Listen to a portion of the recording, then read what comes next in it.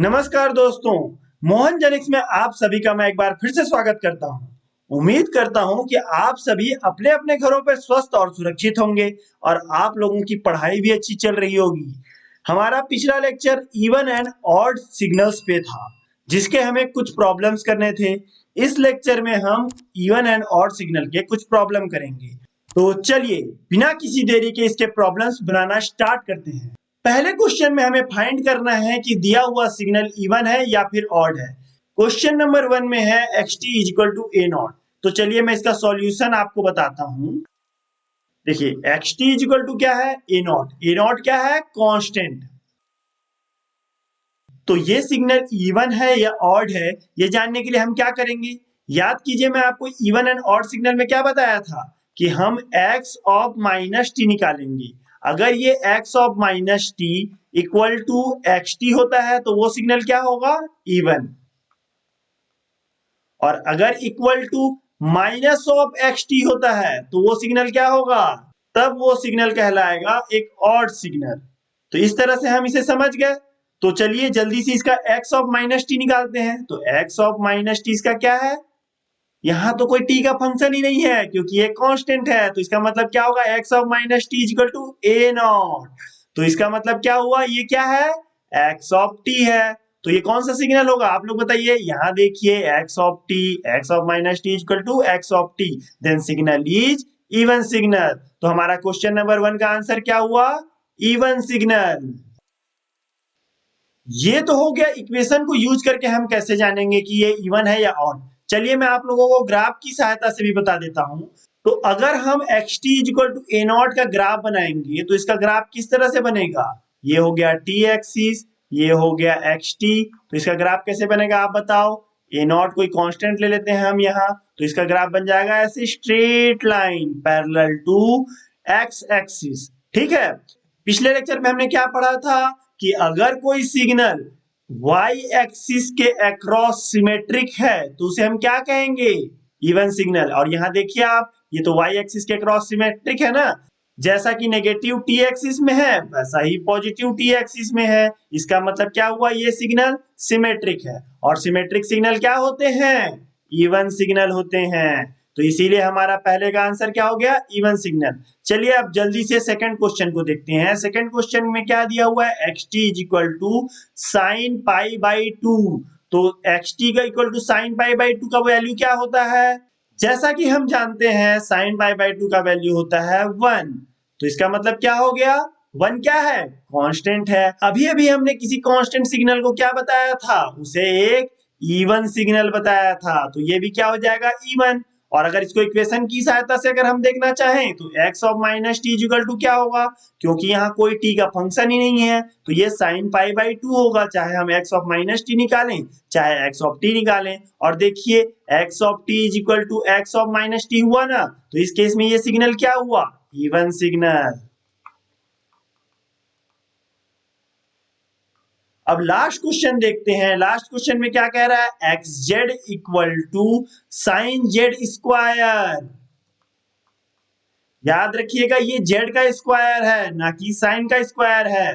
तो यहां पर क्या हो जाएगा, एक्स ऑफ माइनस जेड निकालेंगे तो क्या होगा, साइन ऑफ माइनस जेड का स्क्वायर, साइन का नहीं माइनस जेड का स्क्वायर।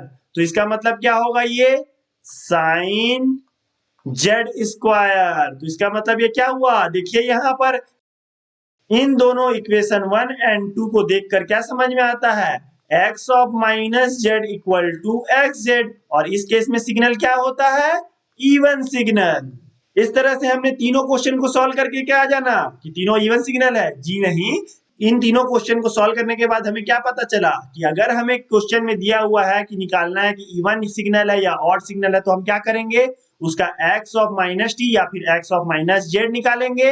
अगर उसका वैल्यू को कंपेयर करेंगे कि वो एक्स जेड होता है या फिर माइनस ऑफ एक्स जेड होता है। और t के केस में एक्स टी होता है या फिर माइनस ऑफ एक्स टी होता है। अगर एक्स टी होगा तो वो इवन होगा और माइनस ऑफ एक्स टी होगा तो ऑड होगा। तो इस तरह से ये तीनों एग्जांपल हम समझ गए। तो आगे मैं आप लोगों को कुछ इंपॉर्टेंट पॉइंट्स बताने वाला हूं जो कि आप लोगों को एग्जाम में काफी मददगार होगा। तो पहला पॉइंट कहता है even into even equal to even. इसका मतलब क्या है कि एक इवन सिग्नल को इवन सिग्नल के साथ मैं इंटू करूंगा तो जो सिग्नल बनेगा वो भी इवन होगा। इसको मैं आप लोगों को एग्जांपल की सहायता से बताता हूं। इवन सिग्नल का एग्जांपल बताइए, टी स्क्वायर, ये इवन है।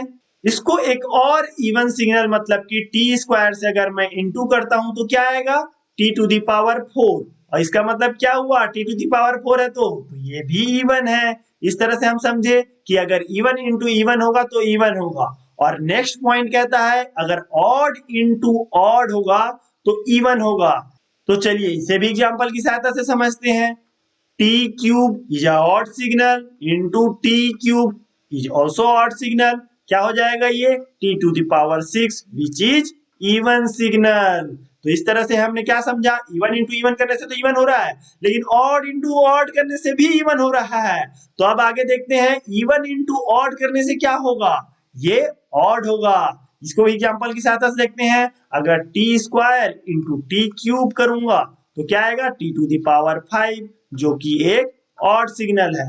तो इस तरह से हम क्या समझे कि अगर इवन इंटू इवन है तो इवन, ऑड इंटू ऑड है तो इवन। लेकिन इवन इंटू ऑड मतलब कि अगर दोनों बदल गया, इवन ऑड बदल गया तभी ऑड होगा। तो ये आप इस तरह से याद रखिएगा कि ऑड किस केस में होगा, ओनली अगर दोनों डिफरेंट हैं, इवन इंटू ऑड मतलब, या फिर ऑड इंटू इवन करेंगे तब। और ये सारे पॉइंट्स डिवीजन के साथ भी एप्लीकेबल होंगे। तो आप लोग इसे याद रखिएगा, चाहे मल्टीप्लिकेशन हो चाहे डिवीजन, ये तीनों पॉइंट्स दोनों में ही एप्लीकेबल होंगे। तो इसे मैं यहाँ पर साइड में लिख लिया। अब आप लोगों को मैं और 3 इंपॉर्टेंट पॉइंट्स बताऊंगा। क्या पॉइंट्स बताऊंगा, regarding plus and minus. Even plus minus even क्या होगा, इवन होगा। इसे जानने के लिए क्या करेंगे, फिर से एग्जांपल की सहायता से मैं आप लोगों को समझाऊंगा। एक इवन सिग्नल लेता हूं टी स्क्वायर, एक और इवन सिग्नल लेता हूं क्या है, कॉस टी। जैसे कि हमने पिछले लेक्चर में पढ़ा था, कॉस टी क्या था, इवन सिग्नल था। तो ये हो गया एक्स टी। अब X T is equal to even plus even. अब हमें ये जानना है कि ये इवन सिग्नल होगा या ऑड सिग्नल होगा। इसके लिए क्या करेंगे, जैसे कि मैंने आपको पिछले प्रॉब्लम्स में बताया था, जी हाँ, एक्स ऑफ माइनस टी निकालेंगे।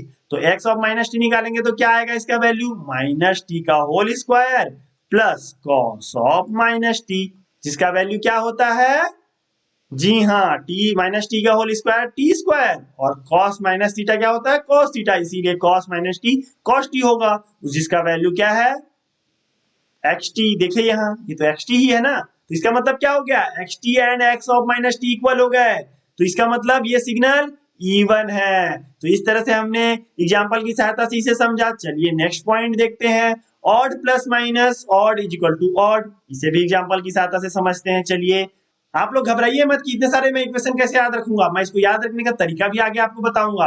फिलहाल आप इसे एग्जांपल की सहायता से प्रूव करना सीख लीजिए या फिर जान लीजिए कि अगर एग्जाम में आप मान लो भूल भी जाते हो तो इस तरह से एक बेसिक एग्जांपल की सहायता से आप इसे समझ पाएंगे। तो एक और सिग्नल का एग्जांपल लेते हैं टी क्यूब, दूसरे और सिग्नल का एग्जांपल लेते हैं साइन टी, साइन थीटा नहीं, साइन टी, यहाँ क्योंकि टी का सिग्नल ले रहे हैं तो इसको हम लोग क्या मान लेते हैं, ये एक्स टी है। अब इसे जानना है कि ये ऑड सिग्नल है या इवन, तो क्या करेंगे, एक्स ऑफ माइनस टी निकालेंगे। तो एक्स ऑफ माइनस टी करने के लिए क्या हो जाएगा, माइनस टी का cube plus sine of minus T. तो इसका वैल्यू क्या होता है, minus T cube minus sine T, क्योंकि साइन माइनस थीटा क्या होता है, माइनस साइन थीटा होता है। और ये देखिए इसको गौर कीजिए, ये क्या है, ये माइनस ऑफ एक्स टी है। यहाँ देखिए, यहाँ एक्स टी में मैं माइनस लगा दूंगा तो यहाँ भी माइनस आ जाएगा, यहाँ भी माइनस आ जाएगा, जो कि यही सिग्नल है, minus of T cube minus sine T. तो इसका मतलब क्या हुआ, X T is equal to minus of X T. इसका मतलब ये सिग्नल क्या हुआ, ऑड सिग्नल। तो चलिए नेक्स्ट पॉइंट देखते हैं, even plus minus odd is equal to neither even nor odd. अब नाइदर इवन नॉर ऑड समझने के लिए कैसे करेंगे, फिर से हम एक इवन सिग्नल का एग्जांपल लेंगे। X T is equal to कोई एक इवन सिग्नल बताइए, जैसे कि हमने अभी तक लेते आ रहे हैं टी स्क्वायर, और एक ऑड सिग्नल का एग्जांपल लेते हैं साइन टी। अब इसको जानने के लिए कि एक्स टी इवन है या ऑड है, क्या करेंगे, एक्स ऑफ माइनस टी निकाल लेंगे। एक्स ऑफ माइनस टी में क्या हो जाएगा, माइनस टी का whole square plus sine of minus T.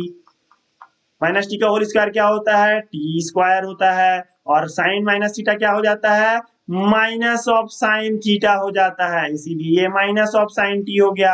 अब बताइए आप इसको कंपेयर कर पाएंगे, ना तो ये x ऑफ t है और ना ही माइनस ऑफ एक्स टी है। तो इसका मतलब क्या हुआ, ये जो अल्टीमेटिवली सिग्नल बना इवन प्लस माइनस ऑड करने से, वो ना ही इवन है, नाइदर इवन नॉर ऑड।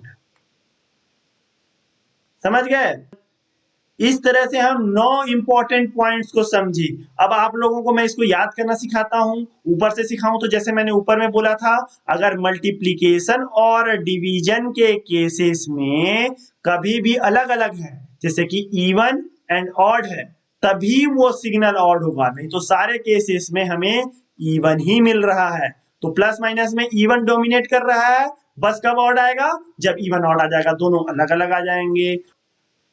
अब देखिए प्लस माइनस में आप गौर कीजिए, प्लस माइनस में क्या हो रहा है, अगर दोनों इवन है तो इवन, दोनों ऑड है तो ऑड, लेकिन दोनों अलग हुए तो not satisfy, neither even nor odd. तो इस तरह से आप याद रखिएगा।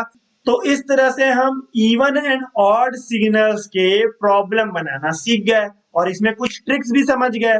लेक्चर को अंत तक देखने के लिए धन्यवाद। अगर आपकी कोई भी क्वेरी है, अगर आपको कोई सवाल है तो उसे कमेंट सेक्शन में लिखना ना भूलें। वीडियो अच्छा लगा तो इसे लाइक करें और मेरे साथ इसी तरह जुड़े रहने के लिए चैनल को सब्सक्राइब करें। धन्यवाद दोस्तों, जय हिंद।